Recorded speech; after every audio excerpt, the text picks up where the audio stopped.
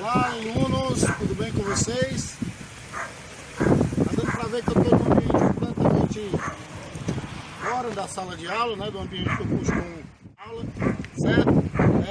Eu escolhi esse ambiente porque é um ambiente que tem a ver, né? Porque a gente está vendo aí, a gente está vendo aqui nesse espaço um lago, uma lagoa, tá? Essa lagoa, evidentemente, ela apresenta problemas com relação ao ecossistema, né? Ela foi bem poluída pelos moradores, as pessoas foram chegando até o momento que ela fazia parte de um ambiente natural e passou a ser um ambiente urbanizado. Você vê meio que ilhas ali no meio da lagoa, formada por bancos de areia que acabaram criando vegetação. Não é isso? E você vê que diversos animais conseguem, mesmo com a lagoa extremamente poluída, conseguem sobreviver. Diversos peixes e diversos animais que ficam ali ao redor da lagoa, como aqueles paturis, os patos d'água, né? A garça, que se alimentam dos peixes dessa lagoa. Essa lagoa aqui, essa é a lagoa do Catão, né? Próximo a nós, que foi um ambiente bastante degradado pela ação antrópica. Não é isso? Prontinho. Por que eu resolvi passar isso? Porque a gente sabe que a água ela é um grande dinamizador do clima, certo? É um elemento extremamente importante para o clima. E como eu disse para vocês, lá na Oceania, a Oceania vem passando por problemas relativos à questão ambiental também, principalmente no que se refere aos recifes de corais, a grande barreira de coral. Aí você diz assim, professor, o senhor gosta muito desse negócio, né? Que você fala, toda aula o senhor fala disso, mas é porque realmente é um bioma que agoniza, assim como a lagoa, ó. Dando para ver, ó, é extremamente poluída. Esse local poderia ser um local para se aproveitar da pesca, né? Do lazer, trazer a família para passar um domingo aí, né? Fazer um piquenique e tal. Infelizmente é um ambiente absurdamente sujo, além de ser muito perigoso, né? Claro. Questão perigosa não se refere só à lagoa, e sim a toda Fortaleza que tem, né? Se mostrado muito perigosa. Certo? Então você vê esse ambiente aí, vamos imaginar como sendo a Oceania, com muitas ilhas, diversos recifes de corais, o principal a Grande Barreira Australiana, certo? Que agonizam por conta da poluição emitida na hidrosfera continental que acaba chegando no mar. Além do risco que a gente sabe que é o próprio aquecimento global. Tá certo? Então, só para falar, ó, lá embaixo da água, dá para ver aí, ó, embaixo da água tem um mundo inacreditável com uma grande biodiversidade. São plantas que estão lá embaixo que também aparecem aqui fora, plantas que sobrevivem na parte de fora, animais que sobrevivem das plantas. Se eu pudesse tirar a água, certo? Fazer uma xerox aqui, eu poderia ver, tanto dentro da água como fora da água, eu ia ver um mundo inacreditável de biodiversidade, com insetos, né? Animais, peixes, animais aquáticos. Pode ter certeza que lá dentro tem um mundo inacreditável de espécies. Pode ver aí, certo? Todo ao redor da lagoa a gente percebe a ação antrópica, né? A ação da sociosfera interferindo no ambiente da água, que é a hidrosfera, no ambiente do ar ao nosso redor aí, certo? Aquele que a gente não vê, mas a gente sabe que existe, certo? E também na própria litosfera. O ar faz parte da atmosfera, né? A água da hidrosfera, e onde eu estou pisando aqui faz parte da litosfera. Toda a água está em cima da litosfera, assim como todas as plantas nasceram do solo, e o solo faz parte, evidentemente, da litosfera. Ok? Vou começar passando um vídeo para vocês sobre sobre as correntes marítimas, mostrando o dinamismo da água interferindo no clima. Então, correntes marítimas, elas são aqueles rios dentro do mar, tá? E elas ajudam no dinamismo da atmosfera, interferem no clima do planeta, ok? Com vocês o vídeo. Isso.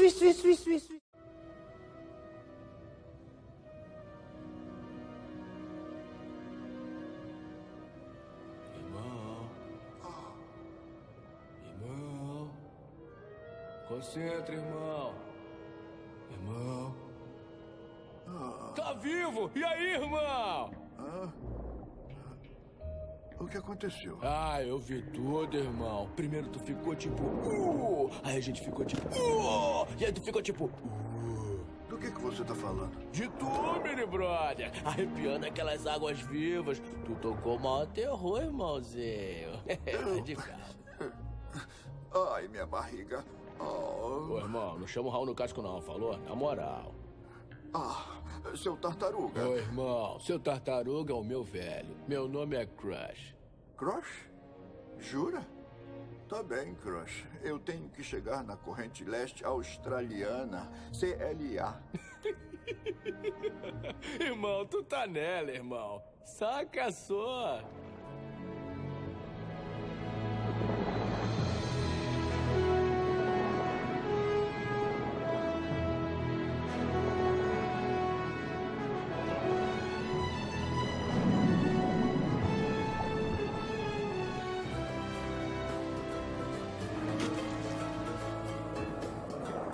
Firma na prancha, irmão! Firma no quê?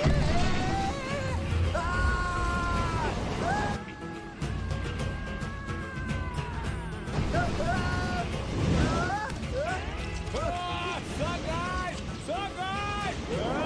Para! Então, qual foi a da parada de tu chegar aqui na CLA? Bom, a Dory e eu temos que chegar em Sydney. Dory! Dory, ela tá legal? Ah, a azulzinha?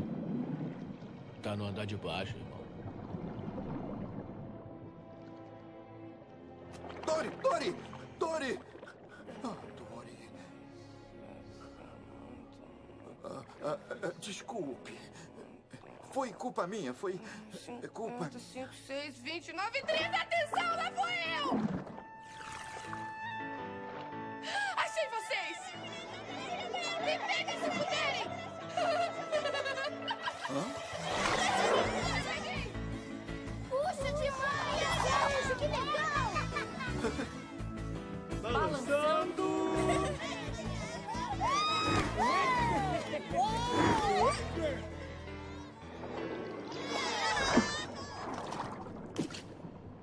Essa não! Ô, segura o coco, irmão. Vamos ver o que o esguicho faz sozinho.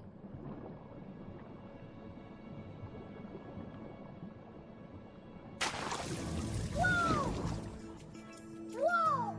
Foi tão legal! Ô pai, você viu só? Você olhou pra mim? Você viu o que eu fiz? Tu manda muito bem, esguicho! Nadadeira, cabeça, irmão. Oh, que vacilo! D'água viva, minha cria. Minha cria, d'água viva. Água viva? Já é! Só aí. Acho que fiz alguma coisa que vocês gostaram. Irmãos. Tu arrebenta, irmão! Ai, Arrepia, filhote! Aí é maneiro d'água viva. Quando os irmãozinhos são só ovos, a gente deixa na praia pra eclodir. E aí, tchururu, eles acham o caminho de volta pra imensidão azul. acham sozinhos? É... Mas, irmão, como vocês sabem que está na hora? A gente nunca saca, irmão, mas quando eles sacam, aí tu saca, sacou? Aí a gente viu um vídeo da brincadeira, o desenho, é a parte do que o Nemo pega carona junto com as tartarugas e a Dory ali na corrente leste australiana. Essa corrente ela existe mesmo, tá certo? Ok? Ok, né? Então assim, ó, são verdadeiros rios dentro do mar, essas correntes, tá? E realmente aquela corrente leste ali da Austrália, fica na parte leste da Austrália, ela existe, certo? E as correntes, ela dinamizam o clima, certo? Levam a água gelada para lugares quentes e vice-versa. E elas também elas vão sempre numa direção só, ok? Né? Então, quer dizer, junto com a maritimidade, a continentalidade, as correntes, a latitude e a altitude, elas dinamizam, elas ajudam, são fatores que determinam o clima, como a gente já viu na própria música, tá certo? Eu vou passar um outro vídeo para vocês. Esse vídeo ele fala sobre as curiosidades do mares e na sequência um filme sobre a Austrália. Acompanhe, por favor.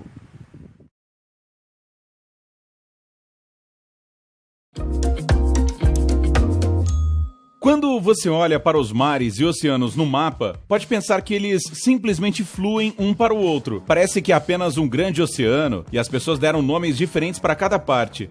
Bem, você ficará surpreso com as fronteiras entre cada um deles. O limite entre os oceanos Pacífico e Atlântico é como uma linha entre dois mundos. Parece que eles se encontram em uma parede invisível que não os deixa fluir um para o outro, nem misturar suas águas. Por que isso acontece? Sabemos com certeza que não há parede invisível separando uma água da outra.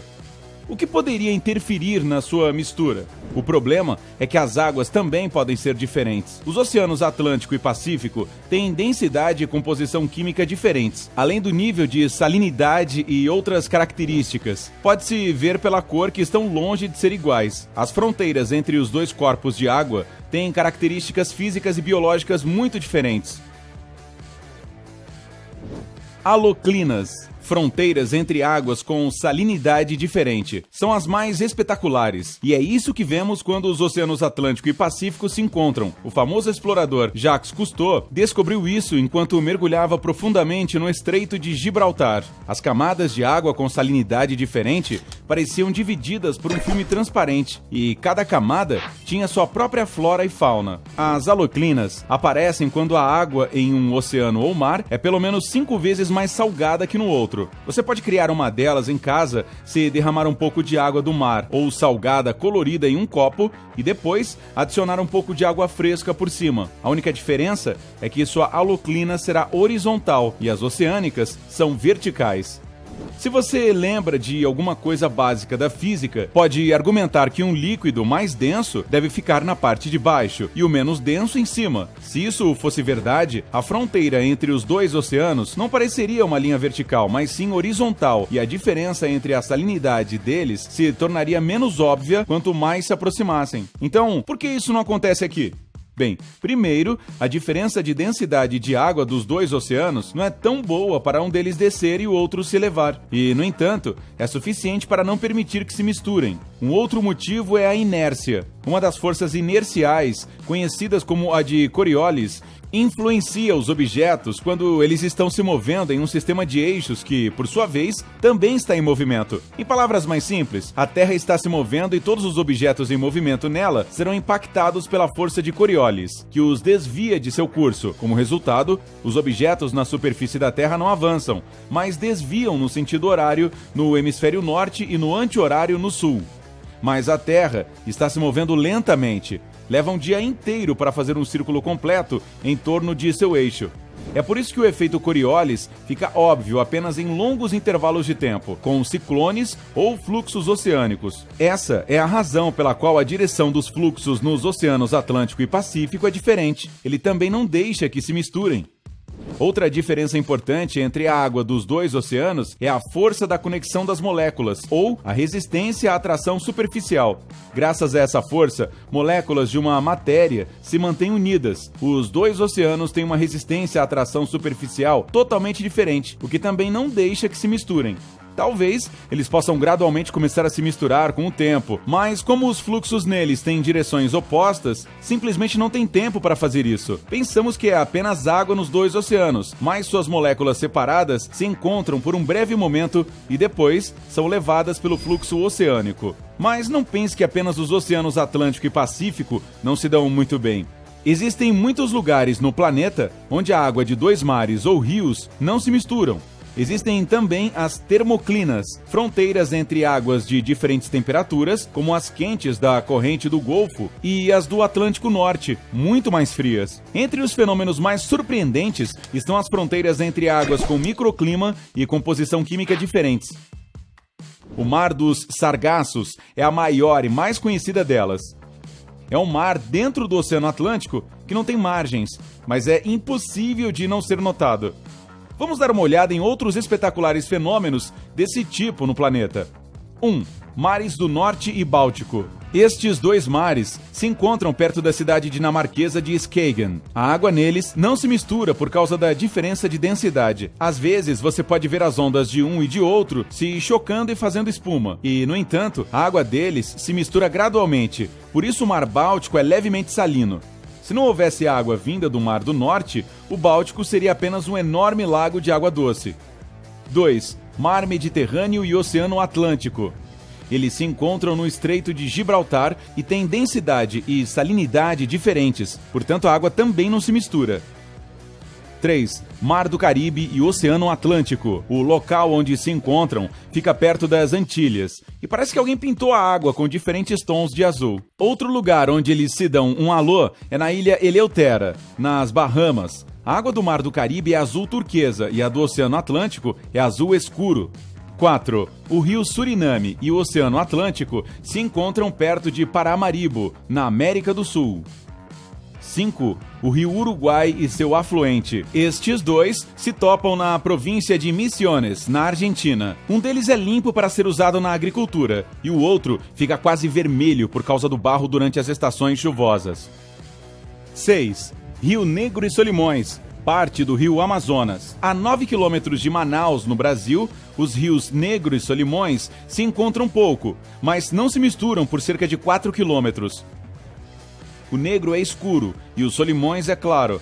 A temperatura e a velocidade de fluxo deles são diferentes. 7. Mosela e Reno. Eles se encontram em Koblenz, na Alemanha. O Reno tem água mais clara e o Mosel mais escura. 8. Rios Danúbio e Inn. A junção destes três rios fica em Passau, na Alemanha. O Ius é um pequeno rio de montanha à esquerda. O Danúbio fica no meio e o Inn é o Rio Claro, à direita. O Inn é mais largo do que o Danúbio nesse ponto, mas ainda é seu afluente. 9. Os rios Alaknanda e Bhagirathi se encontram na Índia. O Alaknanda é escuro e o Bhagirathi é claro. 10. Os rios Irtysh e Uba correm um para o outro no Cazaquistão, perto da cidade cujo nome você nunca será capaz de pronunciar. Nem eu. Ok, me dê uma chance. O Irtysh tem água limpa, enquanto a do Uba é turva. 11. Os rios Jialing e Yangtze se encontram em Chongqing, na China. O Jialing é limpo e o Yangtze é marrom. 12. Irtysh e Om. Esses dois rios correm um ao encontro do outro em Omsk, na Rússia. O Irtysh é turvo e o Om é límpido e transparente. 13. Os rios Chuya e Katun se vêem na República de Altai, Rússia. A água do Chuya tem uma cor branca turva incomum e parece densa e espessa. A do Katun é limpa e turquesa. Fluindo um para o outro, eles formam um fluxo único de duas cores que não se misturam por algum tempo. 14. Rios Green e Colorado. O local de sua junção é o Parque Nacional Canyonlands, em Utah, nos Estados Unidos. O Colorado é marrom e o Green, sim, verde. As corredeiras de ambos atravessam rochas com diferentes composições químicas, por isso eles têm um contraste tão grande de cores. 15. Rio Ródano e Arve. Eles fluem um para o outro em Genebra, na Suíça. O Ródano é um rio puro, que flui para fora do lago de Genebra, enquanto o Arve é turvo por receber águas das geleiras do Vale Chamonix. Então, você imaginava que existiam tantos tipos de água? E o que achou das minhas pronúncias desses nomes de rios? Ei, se aprendeu algo novo hoje, dê um like no vídeo e o compartilhe com um amigo. E aqui estão alguns outros vídeos legais que eu acho que você vai aproveitar. Basta clicar à esquerda ou à direita para permanecer no lado incrível da vida.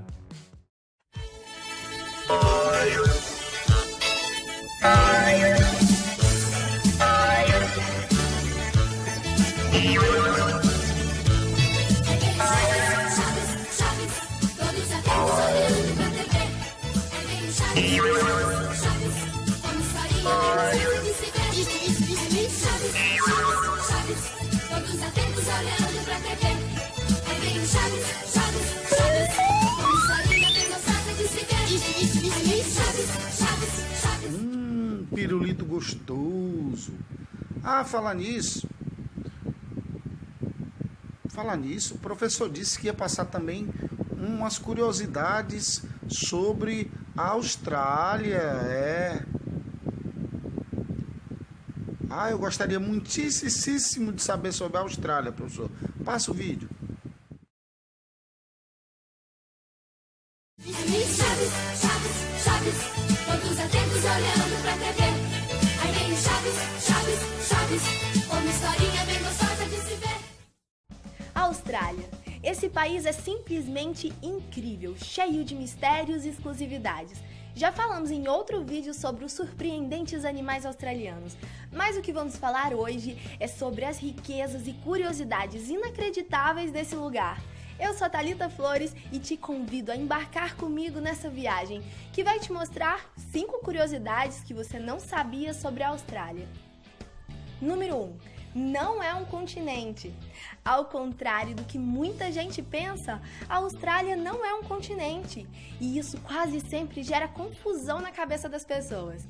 Esse país faz parte do menor e mais isolado continente do globo, a Oceania, que é formado pela Austrália, Nova Zelândia e Papua Nova Guiné. Sua configuração corresponde a um enorme arquipélago, com formação derivada de erupções vulcânicas. 90% desses continentes faz parte do território australiano. Número 2. Sydney não é a capital. Você sabe qual é a capital desse país? Não? Você se enganou se falou que é Sydney ou Melbourne. Essas duas são sim as cidades mais faladas e visitadas do país, mas nenhuma delas é a capital da Austrália. Sydney é a capital do estado de Nova Gales do Sul e é a cidade mais populosa de toda a Oceania. Ela é uma das cidades mais turísticas do mundo todo, recebendo milhões e milhões de visitantes todos os anos. Melbourne é a segunda cidade mais populosa e em 1850 se tornou uma das maiores e mais ricas do mundo. A capital nacional da Austrália é Canberra. A cidade é o centro do governo e está localizada a 290 quilômetros ao sul de Sydney. Canberra foi formada sobre a antiga terra do povo indígena Ngunnawal. Outro lugar que talvez você já tenha ouvido falar é o Queensland, estado famoso por abrigar a Grande Barreira de Corais, que é considerada um patrimônio da humanidade. Olha só que incrível! Número 3. A civilização mais antiga da Terra? Com uma rica variedade histórica, cultural, étnica, religiosa e linguística, a maioria da população australiana veio de imigrantes ou descendentes de imigrantes de 200 diferentes países nos últimos 2 séculos. Mas é claro que os primeiros povos desse lugar surgiram há muito tempo atrás. Os povos das ilhas do Estreito de Torres e os aborígenes habitaram a Austrália há dezenas de milhares de anos. Um estudo revelou que os aborígenes australianos são a civilização mais antiga do planeta. Os seus ancestrais têm cerca de 75 mil anos, mas a conclusão gera controvérsia. Num artigo publicado na revista Nature, uma equipe de investigadores aponta um resultado da análise do genoma de 83 aborígenes australianos e 25 nativos de Papua Nova Guiné. Eles concluíram que os seus ancestrais têm origem em povoações euroasiáticas com 57 mil anos, criadas depois do êxodo da África há cerca de 75 mil anos. Estes novos dados mostram ainda que os aborígenes australianos chegaram ao continente há pelo menos 31 mil anos. Número 4. Um clima maluco. Se nós brasileiros achamos o clima no Brasil um tanto quanto louco, não estamos sozinhos. Os australianos também estão nessa com a gente. Em algumas cidades da Austrália, durante um só dia, o clima pode variar de gelado, ensolarado, para quente e úmido, ou chover, ou abrir um sol de rachar, ou cair uma tempestade e depois subir de novo. Na Austrália, as estações do ano também são iguais a daqui, já que estamos no mesmo hemisfério. Número 5. Comportamento. Que tal algumas dicas do que pode ou não fazer na Austrália? Bem, ler o código de trânsito e principalmente obedecer às suas regras é primordial. Nunca misture álcool e direção. Não se atrase ou falte aulas. Obedeça a todas as regras de convivência. Não ache que dar um jeitinho para qualquer coisa vai funcionar por lá, porque não vai. Não use drogas em hipótese alguma. Pague corretamente qualquer coisa, até mesmo o transporte público. Nada de ficar tentando burlar o sistema. Participe de projetos religiosos e trabalhos voluntários. Pratique bastante esporte e siga as regras das praias e parques. Bem, quase tudo aquilo que você já sabe que convém seguir e respeitar em qualquer outro lugar. Mas lá na Austrália, eles realmente prezam muito pelo cumprimento de suas regras impostas. Bom, até o próximo vídeo. Tchau!